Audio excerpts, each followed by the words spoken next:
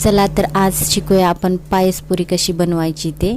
सुरुवातीला मी तांदूळ घेतले, 1 ते 2 तास भिजत ठेवले। भिजवल्यानंतर ते मिक्सरमधून बारीक काढून घेतले। नंतर एक पातेलं ठेवलं मी गॅसवरती, त्यामध्ये पाणी टाकलं। पाणी उकळी येईपर्यंत ठेवायचं। उकळी आल्यानंतर थोडीशी साखर टाकून घ्यायची त्यात, आणि आपण बारीक वाटण काढलेलं त्यामध्ये तांदळाचं पीठ टाकायचं।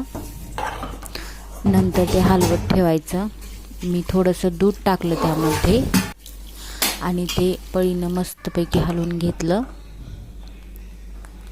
हलवल्यानंतर मी थोडंसं खोबरं टाकलं त्यामध्ये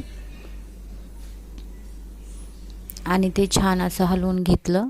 पुरी भाजी तर सगळ्यांनीच खाल्ली असेल, पण नक्कीच पायसपुरी पण करून माझी पायसपुरी आवडली असेल तर नक्की सबस्क्राईब करा।